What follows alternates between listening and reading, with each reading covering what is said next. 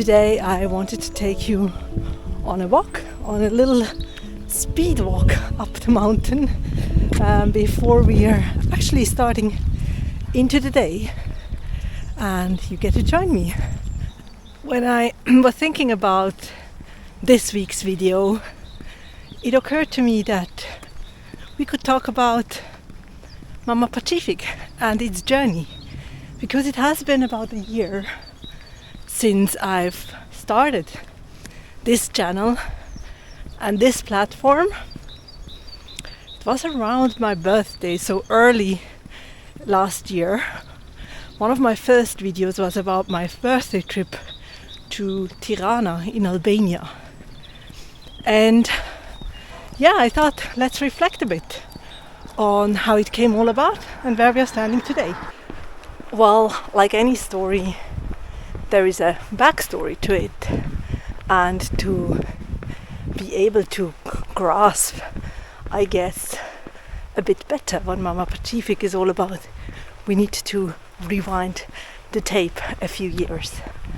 So when I graduated from university, I've decided to go and work on ships at sea for what I then thought 6 months. In order to travel the world, get my first proper work experience, and that's what I did. I've been talking about that beforehand, I think. And so shortly after my graduation, I boarded a plane to Seattle, where I joined a ship, was trained for a couple of weeks, and then I was transshipped to Alaska, to Anchorage, or Whittier, the port of Anchorage.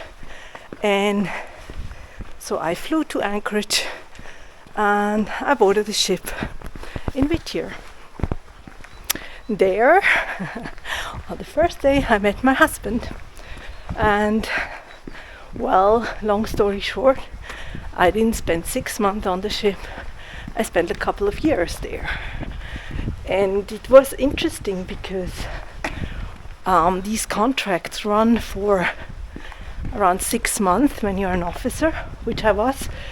And during those 6 months, you're working every day. There's no day off. On the other hand, afterwards, you're going home for a few weeks. That can range between 4 to 6, 8 weeks probably. During that time, you don't earn, but you get time off. You get time to spend with your family. So it was there where it first struck me that I left for several months. I came back and people were still talking and complaining about the same things. In Switzerland, one of the most wealthy countries in the world. I think it wasn't that conscious yet at that point for me, but I think I remember noticing. But at the same time, I was very young. I didn't make too much about it, and well, just had fun during my holidays, went back to work, and the cycle somehow continued. And as it is, I kind of wrote my own love story at sea. And fun fact, I think in the US there was a TV series called Love Boat, which was actually filmed on one of the ships of the company for which I was working. And yeah, so I wrote my own love story. I got married to said officer whom I met on the first day after a few years, and we eventually quit ships. I followed very much the social, cultural script of graduating, getting married, buying a house, having kids. Didn't buy a house, but we came to Switzerland. We both got a job. I ended up in the financial industry, and we had a very nice apartment in the city. We bought a holiday flat here in the Alps and had 2 kids. I worked part-time. After having kids, my husband worked full-time. So it was a very comfortable life, let's face it. But somehow it just didn't feel like me. And that was interesting to realize that I couldn't really, identify with the role of a more traditional mother, I would say. Neither could I really identify with the role of a mother who had a corporate job and climbing the ladder there. That also didn't feel right, and I was very confused. I was really, really confused, and there was that feeling of something is wrong, a certain emptiness, even though I was very happy with having my kids. And from the outside, there was absolutely nothing wrong. And that was also uncomfortable in a way, because I tried very hard and I really wanted to fit in. I wanted to fit in, and I somehow envied mothers who either felt very, very comfortable and happy being that, I'm stereotyping now, but being that kind of mother housewife type, and finding passion and joy and fulfillment in that. I wanted to be like that, but I wasn't. So, as I said, at the same time, I made that experience of people who just kept complaining but not making any changes. So I talked a lot with my husband, and at some point we took the decision to quit our jobs and move to the Alps, to our tiny holiday flat with 2 kids in tow. That was back in early 2018. Yeah.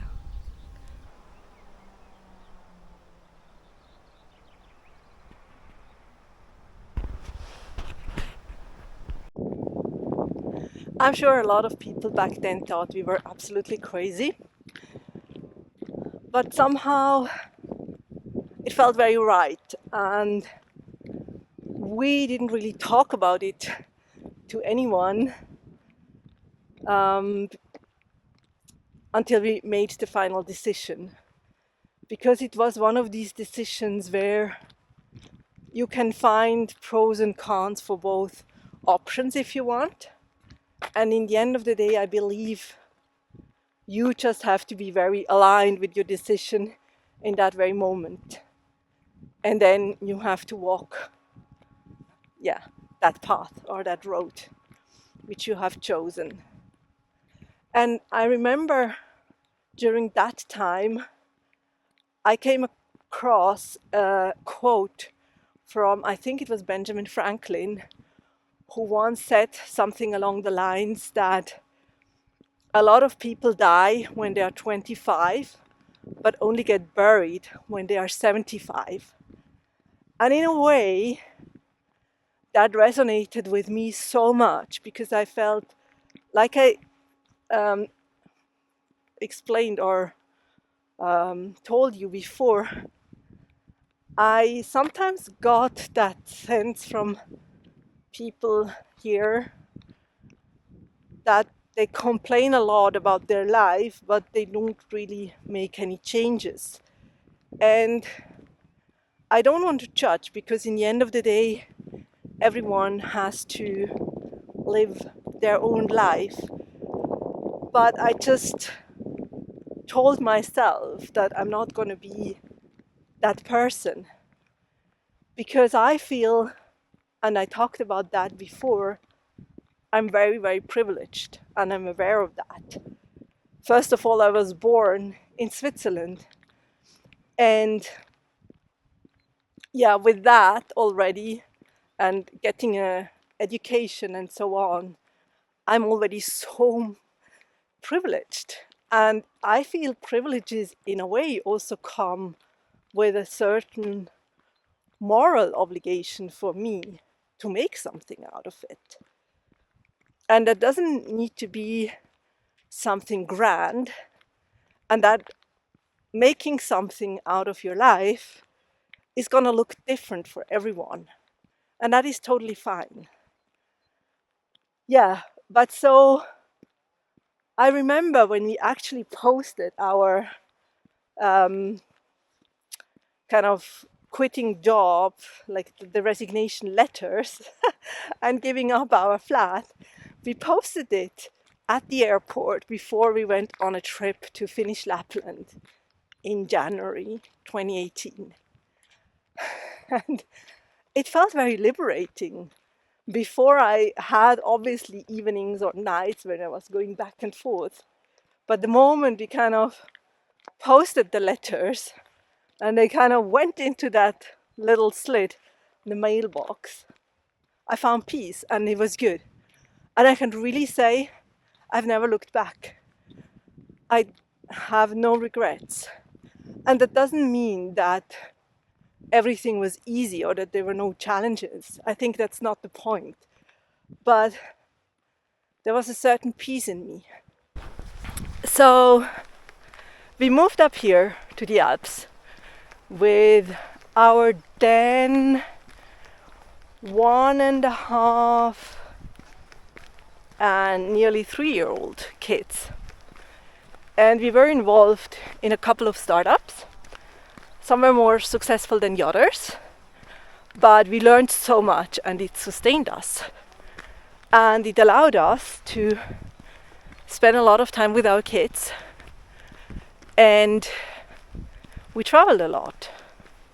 When I tell you that we had a tiny base up here, I mean tiny, not just small, but it worked. It ensured that our fixed costs were then pretty low, and it allowed us to travel. So we used to spend weeks, when not months, traveling, and then we returned here to recharge, repack, spend some time here, and we continued traveling. And that was such a good time. Again, having no regrets. It was sometimes hard work, don't need to tell you that, but yeah, it felt that we were very much aligned.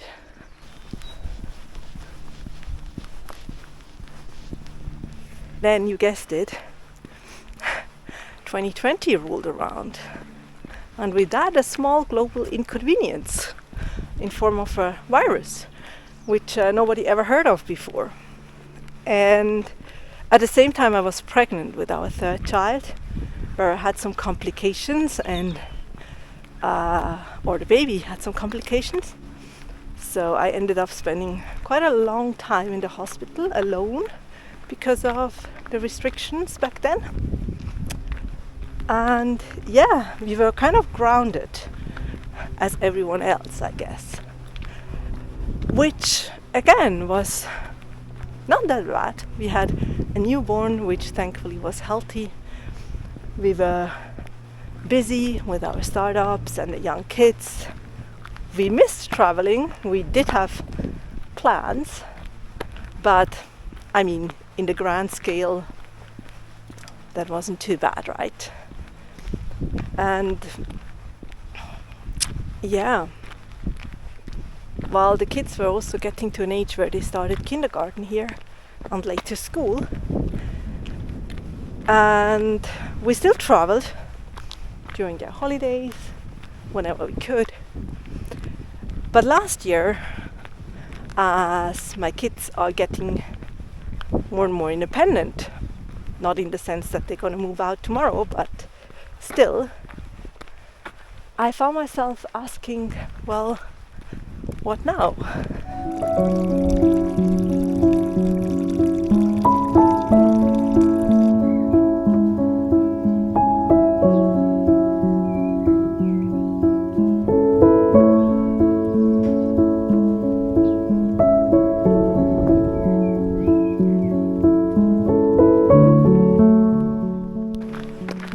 what's my role gonna be in the next 5-10 years? How do I want to design my life in a way? And that's when Mama Patschifig was born, because I realized I was looking for, if you want, role models of independent, adventurous mothers who were very aligned, because that in a way is what I want my kids to see in me, and especially my girls, I think, because when I was growing up I always had that adventurous soul in me. I often felt a bit like an outcast, and I didn't have role models besides those very traditional stereotypes, if you want so. So yeah, that was my aspiration, and it just came to me like this, and I decided to, as I do storytelling for a living, document my journey as Mama Patschifig on here with no given outcome. And that's what the last year has been about. And I'm really curious to see what is going to manifest now in the outside and where my road is going to take me. So this year has been a year of exploration, I would say. I've been on here documenting nearly every week with some short breaks, and I'm going to try and continue that and take you along. And I wanted to thank you for being here. You can share what your thoughts are or insights, probably if you are further along in your journey as a mother or as a parent or otherwise. I always like the exchange.